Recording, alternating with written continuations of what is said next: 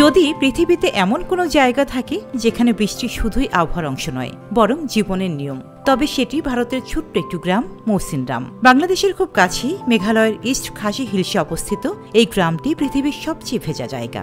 এখানে এক বছরে পড়ে প্রায় 12,000 মিলিমিটার বৃষ্টি, যেটা অনেক দেশের 10 বছরের সমান। আর একদিনে 1,300 মিলিমিটার বৃষ্টিও এখানে নতুন কিছু নয়।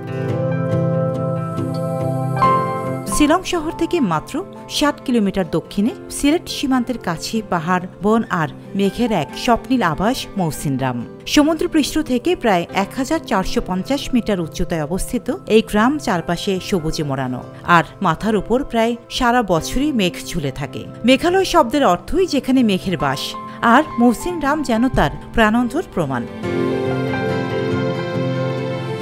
এত বৃষ্টির কারণ লুকিয়ে আছে মৌসিনরামের ভৌগোলিক অবস্থানে। বঙ্গোপসাগর থেকে উঠে আসা জলীয় বাষ্প ভরা বাতাস মেঘালয়ের খাড়া পাহাড়ে এসে বাধা পায়। তখন বাতাস উপরে উঠে ঠান্ডা হয়ে যায়, আর তখনই শুরু হয় মেঘ জমে ঝরে পড়ার গল্প, যাকে বলে অ্যারোগ্রাফিক রেইনফল। বর্ষা ছাড়াও শীতে আসা ঠান্ডা বাতাসও এই অঞ্চলে আর্দ্রতা বাড়ায়, ফলে এখানে বছরের প্রায় প্রতিদিনই বৃষ্টি দেখা দেয়।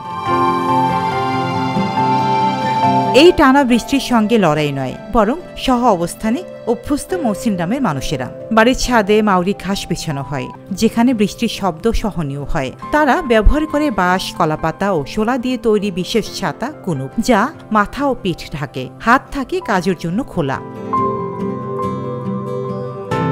জীবনের পথে ব্যবহৃত হয় গাছের শিকড় দিয়ে তৈরি লিভিং রুট ব্রিজ। বৃষ্টির জন্য স্কুল যাত্রা কষ্টকর হলেও কেউ থেমে থাকে না।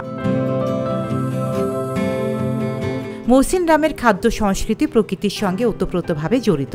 পাহাড়ি শাক, বুনো ফল, বাঁশের কোড়ল আর স্থানীয়ভাবে উৎপাদিত ফসলের ওপর নির্ভর করেই চলে রান্নাবান্না।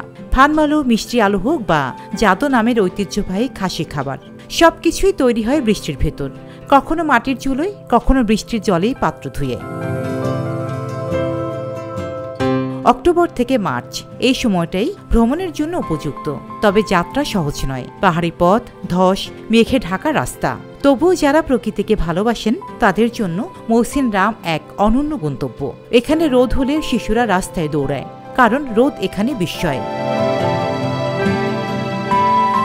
মৌসিনরামের মানুষ আমাদের শেখায় প্রকৃতিকে জয় করা নয়, তার সঙ্গে থাকতে শিখতে হয়। এই ভেজা পৃথিবীতে টিকে থাকা যেমন কঠিন, তেমনি গভীর এক ভালোবাসার অভিজ্ঞতা। রোজিনা রোজি, দেশকাল নিউজ।